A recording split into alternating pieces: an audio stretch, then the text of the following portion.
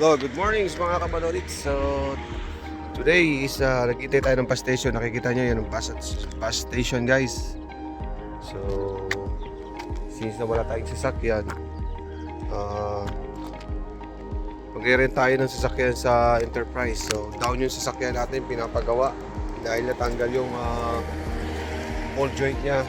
So, ako nga ngayon, nag-iisa lang ako dito, guys. So, naghihintay dito, guys. So, yun nga,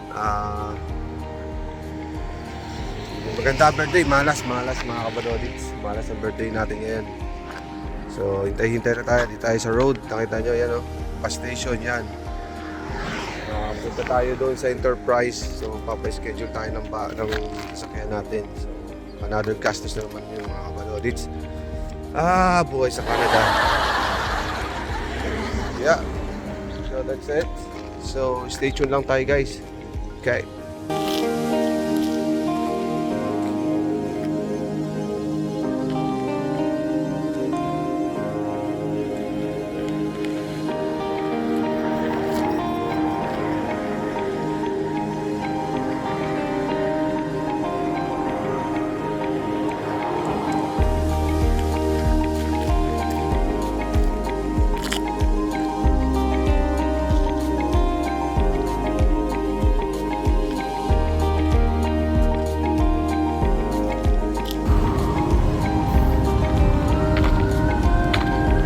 Guys, lalakad tayo ngayon sa wala tayong sasakyan. So, kaya lakad na lang tayo muna. Ito tayo sa rentahan ng sasakyan. Kaya, tayo road.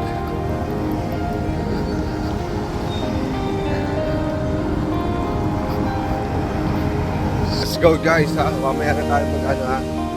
Goodbye.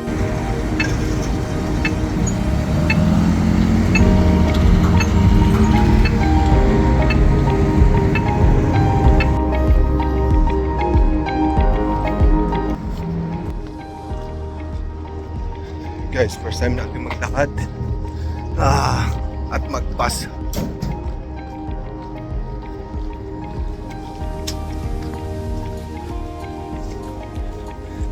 First time sa buong buhay natin. Second time pala. Second time ko ngayon after 14 years. Ngayon lang ulit ako naglakad at mag-bus. Hindi na ako sanay. So, punta tayo sa Enterprise looking for a car, guys. Rental vehicle. So, dito malapit na tayo, guys.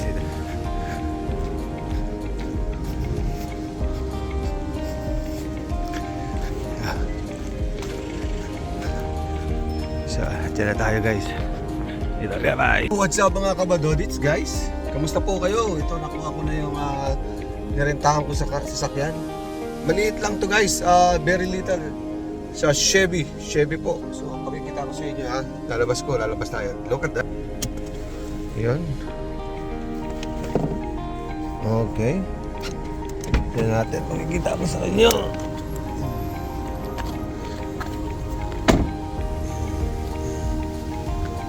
Yan yung nirentahan natin yung sasakyan.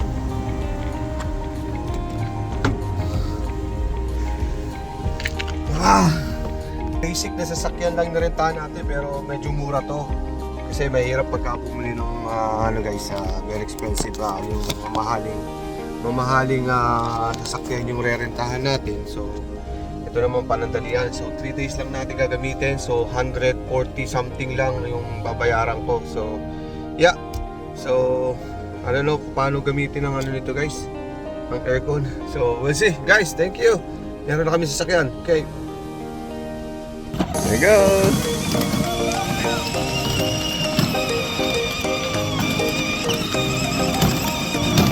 Sonic will be happy.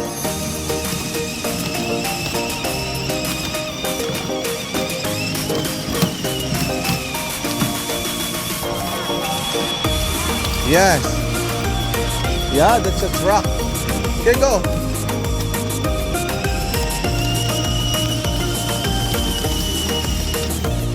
Come on.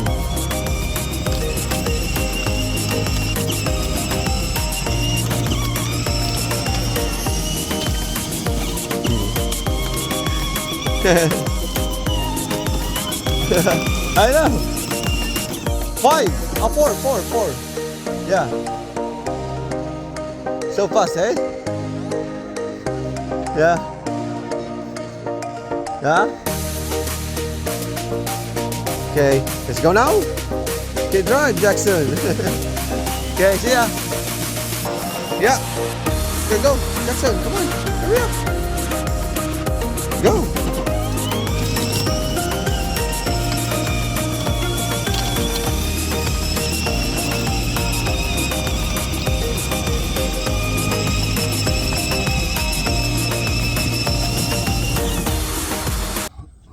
So, yun nga pala guys, tumawag na sa akin yung shop na gagawa ng sasakyan namin. So, sabi niya is ready. Tinext niya ako. Sabi niya sa akin guys, agree daw ba ako, may quote na dumating na about sa parts. So, sabi niya kung agree ako doon sa gagawin nila yung sasakyan ko. Sabi ko yes, I totally agree, and then do it now. Then so sinabi ko sa kanya ano bang parts yung saan sila kumuha, bakit ang bilis. Sabi niya they order already in Honda. So dito din lang sa Canada sila umorder, sa Honda, sa dealer lang mismo dito sila umorder probably, kaya nakakuha sila kaagad. So at least original pa rin yung parts na hindi siya aftermarket. So yeah, so there we go guys. So ngayon sinabi ko sige, tirahin nyo na, gawin nyo na, at ayoko na magbayad ng renta, lumalaki yung babayaran ko sa renta. So yun nga, sinisimula na nila, ginagawa nila. So ang quote nila sa akin, yun nga guys, ang total quote nila sa akin doon sa gagawin doon sa sasakyan namin is the whole assembly, kompleto lahat yun is around 2,240. So yun yung dalawang assembly na yung whole assembly ng what do you call that, ano ba tawag doon, yung basta yun na yun. Control arm, dalawang control arm, left and right. So papalitan nila. So and then yung axle shop yung axle papalitan nila kasi na-damage na talaga, kailangan palitan pareho. So ang quote nila is included labor, parts and labor is $2,240. So yun yung babayaran ko sa kanila. So anyway, ganun talaga, kaya kailangan natin pagawa kasi at least maglo-long drive pa naman kami. So just to make sure lang na hindi kami na-aksidente sa road. So masaya pa rin ako, malungkot masaya kasi nagbayad ako, gastos na naman. So yun na talaga, laging ganun. Yeah, laging may pag nakabayad ka ng utang, may bigla na lang darating na problema na naman. So ganun ang buhay natin dito sa bundok ito, di ba? So na suspension ko, so I'm happy. Tatapos na rin, so magagamit na namin sa pag long drive. So at least kampante ho ako kasi bago na yung sasakyan, ay bago na yung parts ng suspension. So sana maganda yung pagkakakabit nila, hindi na matanggal katulad nung binili ko dito sa dealer. So impossible kasi napakabago pa yung sasakyan ko, pero nasira kagad yung suspension niya, yung ball joint niya kagad. So parang nakakapanghinayang naman, ang laki ng binabayaran ko sa Honda Pilot na yan eh. Tapos yun lang mangyayari, hindi man lang umabot ng 10 taon para bumagsak ng ganun na lang yung ball joint. So yun nga, lesson learned lang talaga. So hindi lahat quality ang mga gawa ng mga manufacturer. So minsan may palyado rin, hindi solido talaga yung pagkakagawa. So normal yun. So ang dapat natin gawin is mag-ingat at i-check muna yung mga sasakyan bago natin i-drive. everyday. So para iwas tayo sa disgrasya. So yun nga, hintay lang tayo ng tawag guys ng ng mechanic, yung may-ari ng So shoutout Andres. So binibilisan mo paggawa ng sasakyan ko. So yeah, wait natin tawag, baka tawagan tayo mamaya or bukas at tapos na. So stay tuned lang guys. Okay, peace out. Yeah guys, diniliver na sa bahay namin mismo ng nag-repair sa akin, nag-repair ng sasakyan namin. So ang pangalan nun ay Sprinter Towing Repair. So sila yung gumawa ng sasakyan ko. Sila towing company. And then in the same time nagre-repair din sila ng sasakyan. So doon ako dinala ng CAA. So actually I'm very guys, ako. So masaya tayo kasi tawag dito, pinano tayo ni ng dineliver sa bahay natin. So okay na yun. Kaya maganda. Medyo natuwa naman ako dun sa ginawa ng Sprinting Tower. So inayos na nila, then i-deliver sa bahay. So yun nga, masaya tayo guys. At nagawa na. At road test natin ngayon para malaman natin kung may tunog pa ba. Okay. Yun nga guys, nakuha na natin yung sasakyan natin. Ayos na. Back to na naman yung Honda Pilot namin. Back to road na naman. So nagawa na nila. So wow guys, so super expensive guys nung ginastos ko ngayon. So another gastos na naman po. So ngayon dumagdag na naman po yung gastos. Walang katapusan pong gastos.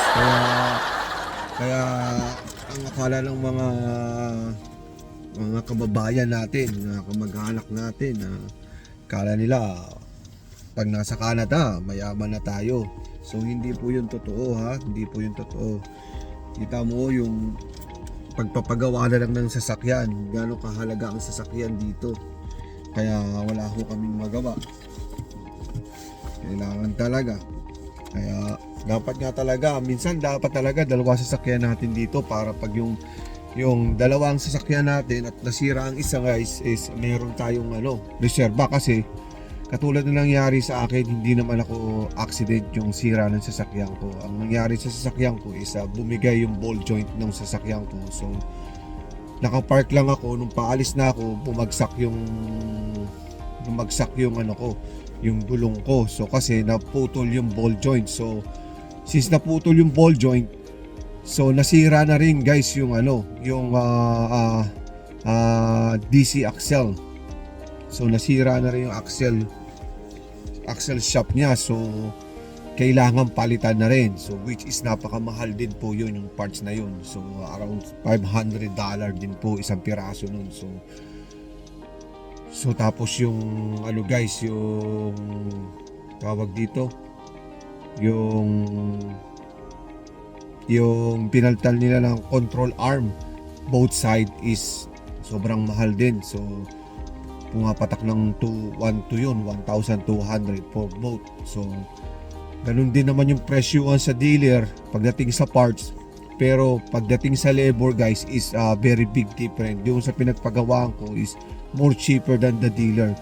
Probably yung nangyari sa sasakyan ko is magbabayad ako malamang nun sa dealer ng I guess mga 3,000, mga ganyan siguro, or 4,000 sabi nila. So sa dinala ko yung small shop, sa small shop lang. So mahalaga talaga dito sa Canada yung meron kang membership sa CAA guys. So huwag kayong manghinayang sa binabayaran nyo sa isang taon. Mura lang yun, wala pang 100. Pag nasiraan kayo, tatawag lang kayo ng CAA. Ang CAA, pipick upin kayo, tapos bibigyan pa kayo ng ride. So sila pa magdadala kung saan mo gustong dalhin. So meron din silang mga kilalang mga small shop na gumagawa, na nagre-repair ng mga towing hits ng mga CAA. So which is nakakatulong, katulad na nangyari sa akin guys. So nirecommend nila ako doon sa repair shop na pinagpapagawaan ng So yung CAA nag-provide sa akin kung saan ko pwedeng dahil makakamura ako. So in the long run guys is itong sasakyan na to is tatagal na to kasi bago na itong ulit suspension. So yeah, mura guys. So mura lang yung siningil sa akin. So around 390 po yung labor nila, and parts is 1,600. So kasi dalawang control arm din tsaka isang this axle shop. So yun ang pinalitan nila. So yeah, talagang wala ho tayong magagawa doon. Talagang nasira, pero ito lang ho ang ko sa inyo guys. Dito kasi sa Canada meron ditong CAA insurance. So CAA insurance, kapag may nasira ka, na aksidente ka, sila yung may tutulong sa iyo. Tatawagan mo sila, wala kang kailangang i-prepare na money kung magkano, hindi ka mag-worry. So anytime, 24 hours sila is nag-ooperate sila. Yun lang pagkakaalam ko. So maganda kung may member kayo ng CAA, wag ko kayong manghinayang dito na magbabayad pa, minsan di naman nasisira, bla bla bla, ganun. No, hindi ho ganun, katulad ng nangyari sa akin. Pero kung wala akong so sana ko tatawag, wala akong towing na kilala na so yung CAA is big help po sa sa pag may nangyari sa inyo sa sasakyan nyo, sa accident, tatawagan nyo lang sila mag-prepare at pick up sa inyo guys. So yun yung mga guys mahalaga ho yung may insurance ka CAA ho. Dito sa Canada, sa mga bago dito sa Canada, pag may sasakyan kayo, kumuha kayo ng insurance sa CAA. So yun yung maganda ho, katulad na nangyari sa akin. So hindi na ako nag-isip, so sila mismo nagdala doon sa shop. So pumunta ako sa shop, kinausap ko kung magkano yung babayaran ko. Sabi nila, i-inspect pa nila, bla bla bla, yun. Details to details yung nasabi nila sa akin. So ngayon, hanggang dito na lang guys So yeah, naayos na ito, ni-road test ko na. Nga pala, nung kinuha ko kasi kahapon, so meron ako naririnig. So kaya yun, yung naririnig ko, binalik ko sa kanila, hindi ko muna kinuha. So ngayon wala na, na-fix na nila. So okay, quality, good naman yung for the review is maganda. Bibigyan ko sila ng 10 likely sa review mamaya, siguro yung online ko. Okay, hanggang dito na lang guys. So back on the road na yung pilot namin. So peace out. Before that, please subscribe to my YouTube channel para naman lagi kayong update sa video ko. So hindi na ako masyadong nagbi-video minsan kasi sobrang busy. So yun nga guys, so hanggang dito na lang. Subscribe to my YouTube channel, and please like or comment below or share if you want to watch my my video on my YouTube channel. Okay, peace out guys, bye.